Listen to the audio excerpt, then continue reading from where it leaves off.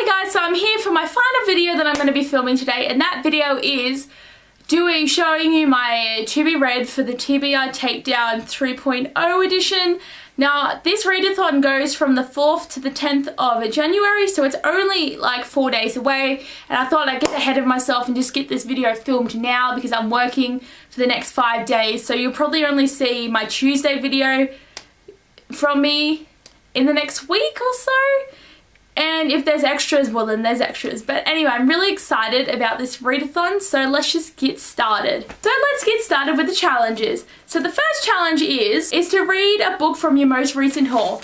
Now I don't know if this actually counts as the most recent new book you've acquired or from the ones you've bought, but I'm going to say it is most required, and I got this book yesterday from my friend, which was my Christmas present from her, and that is Ink and Bone by Rachel Kane. I'm really excited to read this book because it's about like the Library of Alexandria, and I think it's going to be great, but it's the most recent book that I've got, so first challenge is this book. The second challenge is read a book that's been on your TBR shelf for more than a year, and for that one I'm going to be reading Speechless by Hannah Harrington.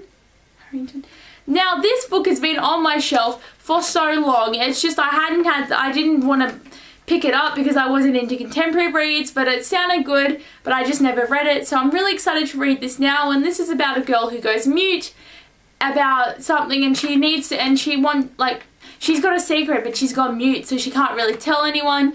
I think it's going to be a very interesting read, and I mean the cover looks pretty cool as well, but I'm really excited to read this. Question number 3 is to read a book that's outside your comfort zone, and I'm going to be choosing a genre for this, and that is contemporary, because even though I'm starting to read more contemporary books, it's still a genre that's out of my comfort zone because I'm so used to reading fantasy books or, you know, paranormal books, so I'm gonna have to, so I'm really gonna try and read more contemporary books this year. So the book I'm choosing for this challenge is Eleanor and Park by Rainbow Rowell.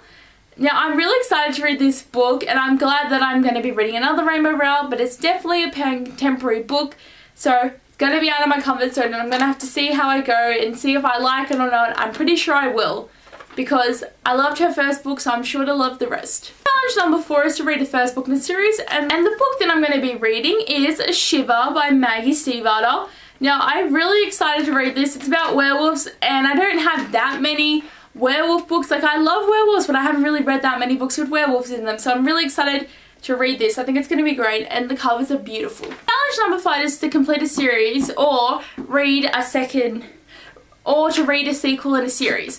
And for that, I'm going to be reading Linger, also by Maggie Stiefvater, as it is the sequel to Shiver. So I've got this down packed.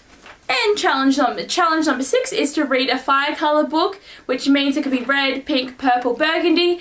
And as the third book in this series is burgundy, I'm going to be reading Forever by Maggie Stiefvater. I'm glad that in this readathon I'll hopefully just bam out this whole trilogy. I think it's a good time to do it, and I'm really glad the challenge is lined up to work for this. And for challenge number 7, you have to read a non-novel item, and that could be a poem, a verse, a novella, or a short story. And for this, I'm going to be reading the novella of The Queen in the Happily Ever After bind-up of all the novellas of the Selection Story by Kira Cass. I've already read The Prince and the Guard, but I haven't read The Queen or The Favourite. So I'm very excited to be reading The Queen, and this is good because I could just read this really quickly and then just get on to the rest of the books. So these are the books that are on my TBR for this readathon. I'm very excited to read them all. It's going to be great. But anyway guys, thanks for watching my video, and I'll see you all later.